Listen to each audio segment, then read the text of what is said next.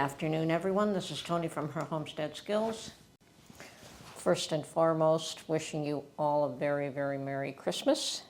I did go out and spend Christmas Eve, actually, with the family. We all got together on Christmas Eve, and each one of them will be going their separate ways to celebrate with others on Christmas Day, which is absolutely fine. So we were at least all together as a family, which is what I was hoping for and did occur, so it was really nice. So on top of that, one of the lovely gifts that I got was this Le Croissant whistling kettle, and that is because my daughter was over at my home not too long ago, and I offered to make her a coffee, and she suggested that she would prefer a tea. Now, my electric kettle had died a while ago, and I wasn't really all that fussy on the ones that were around, so I was just using a pot of water on the stove to boil the water. I mean, it all works. And she noticed that and decided to get me a whistling tea kettle. Now, the interesting thing about this unit is that it works on all stove types. What does it say here? Okay, it says it's suitable for all heat sources, including induction. Mine's just an electric stove anyway, but if I ever had a cooktop, a wood-burning cooktop, I certainly could use that on here.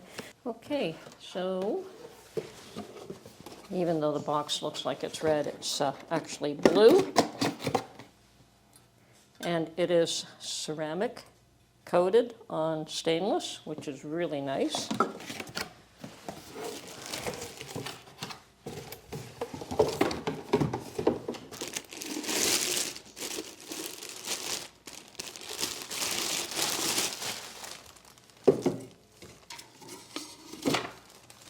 Comes with a little booklet. Care and use. So I'll go through that later. Okay, stainless steel handle that's coated. Oh, it's a rubber handle there. And it's ceramic inside and out. So that is really nice. Now I'll take this off. And so it's a whistling kettle. I haven't had one of these in years, but this is probably a much better quality than any one that I've ever had in the past. So I'm definitely going to boil this in water and toss out the first boil before I use it. So looks awesome. Anyway, that's one of my more interesting gifts. And definitely suitable for, I guess, the lifestyle I live. Very nice. I also want to thank everyone that has sent me Christmas greetings and Christmas cards, so thank you very much. It's very much appreciated.